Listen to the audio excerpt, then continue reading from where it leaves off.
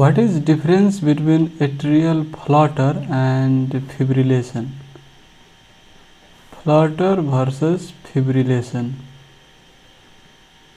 So definitely you might be knowing in fibrillation atrial rate is far more than flutter. So let's understand its physiology. So let's assume this is the heart and these are the chambers. This is right atrium, this is left atrium, right ventricle, left ventricle. So in flutter there is a re-entry circuit, so it is like this, right? So there is one re-entry circuit.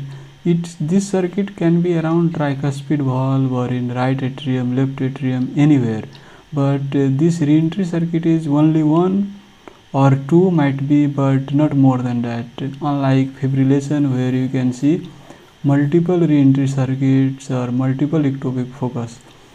But here there is only one re-entry circuit, and what happens that SA node depolarizes and the current travels down the AV node, and when it is in refractory period current does not go down, and when it comes out of the refractory period current goes down the conduction system.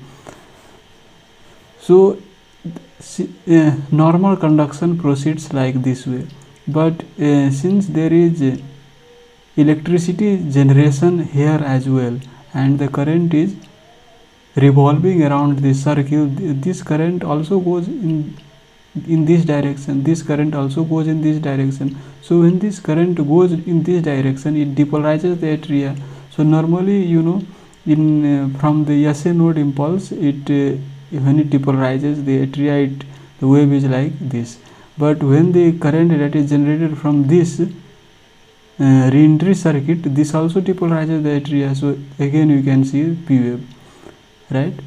And when the current depolarizes the atria, this current also goes down the AV node to and this current wants to go down the conduction system. But when this is in refractory period, this current might not go downwards.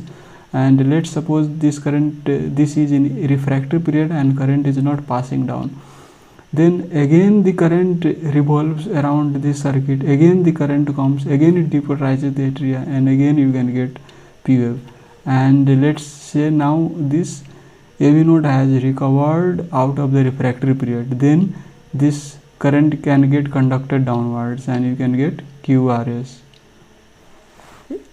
and it goes on like this. And again current comes from this re-entry circuit, again you can see the P wave. Again let's say this is in refractory period, the current does not pass, so again the current from this depolarizes the atria, so you can get P wave.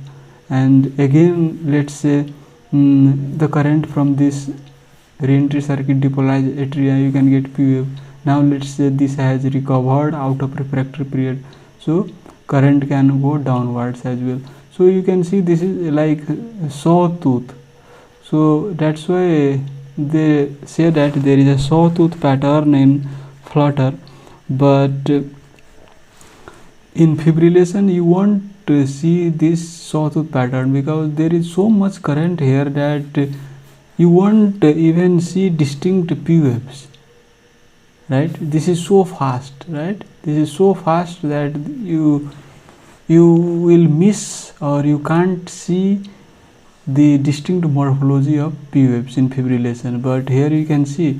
And this is typically regular, like it is occurring in a ratio of 3 P wave to 1 ventricular depolarization. Like it can occur in this fixed pattern, but this can vary, like somewhere you can get 2:1 pattern, somewhere you can get 4:1 pattern. In the same rhythm strip you can get variable block, and that depends upon the refractoriness of this AV node. So if it has come out of the refractory period, then it will let the conduction system let the current travel down the conduction system, but if it is not, then there will be block and atria will only depolarize, right? And similarly occurs in fibrillation. There is multiple current, and depending upon the refractoriness of the AV node, the refractoriness of the AV node decides whether the current will pass down the conduction system or not, and that's why you see there is irregular ventricular depolarization in fibrillation compared to flutter. You can get regular pattern in flutter, but there can be irregular as well. Like if you can see this much variable blocks, then there can be irregular as well. But in fibrillation you can never see regular pattern, because there is so much current, so much ectopic site, so much reentry circuits that